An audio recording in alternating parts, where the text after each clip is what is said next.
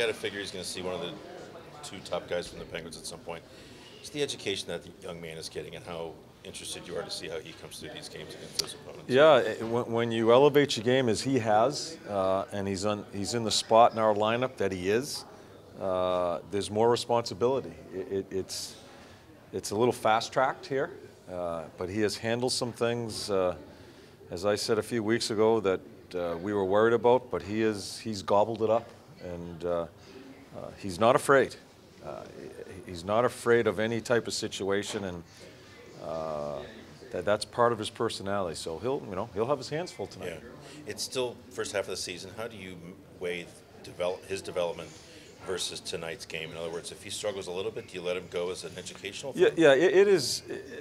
I can't map that out, but like I've told you many times, as you go through a long year and you're dealing with a young guy like this, and you have him in situations that we have him in right now, I'll just watch and I'll make my call as we go through here. I can't map it out in my head.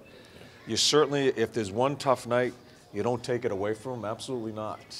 He accepts the challenge. You may show him a couple of things and see if he can handle it. If it starts mounting up on him, that's where I have to maybe look at things differently. But I'm not thinking that way. I'm excited about the opportunity he's going to have tonight, and it doesn't bother him.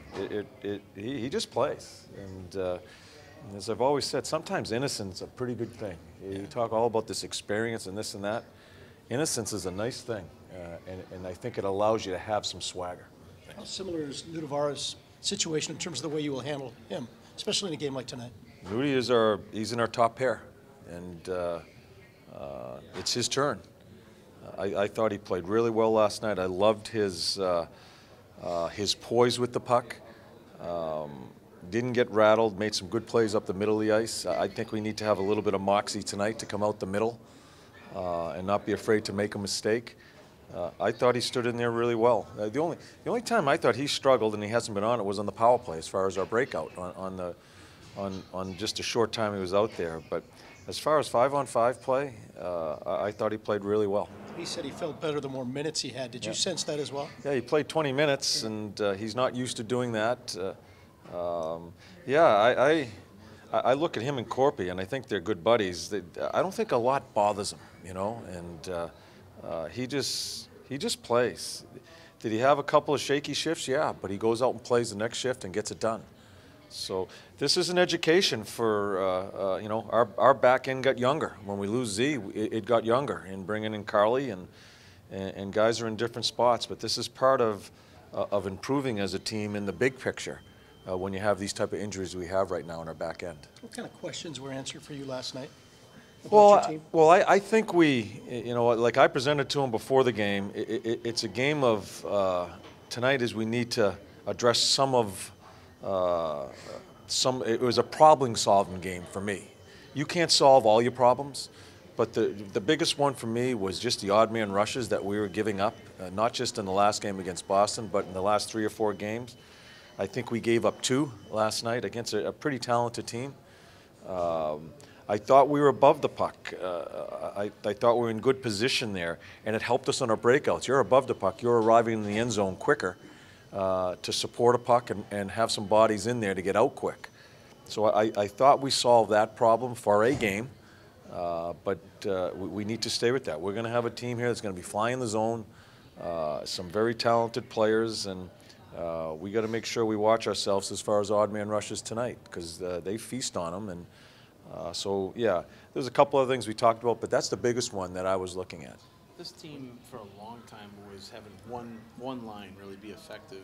Does it feel like now you got 2, maybe 2.5 going, maybe even more than that? I liked Wenny's line. Although they had some breakdowns defensively in certain spots, it's a line I'm keeping together tonight. I'm not sure about Nick's line, what that's going to be. I wasn't too crazy about that. We bring Sonny in, and I'm not sure if that line works. I'm not sure what I'm going to do with my 3rd and 4th lines. But I think 2 lines are going to stay the same tonight. and we'll see how the game goes on. How important is it for this team to develop a fourth line, especially to let you have that four-line rotation? Yeah, we had some. Our fourth line scores a goal, had some really good shifts, then had some major breakdowns as far as chances against us. And I'm still searching for a guy that's going to stick there. I don't think Zedzy's been dead on. Hanny, Motter, you keep on going through them. I don't think anybody's grabbed a hold of it.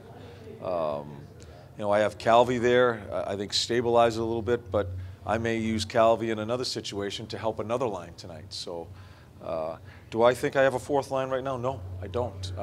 That's still a work in progress. But a lot of teams go through it. Still a pretty young team, and we'll see how it works out. But I mean, they had some good shifts. Don't get me wrong. And I wanted to play them last night, and they got their 10, 11 minutes. That's what I'm looking for. So we worked at getting them on the ice. They had some good. It was a bit of a roller coaster, I guess. We need to flatten that out. If you're not going to score 30 in the other end, you better be solid defensively if you're a fourth line guy. And we still have not gotten there.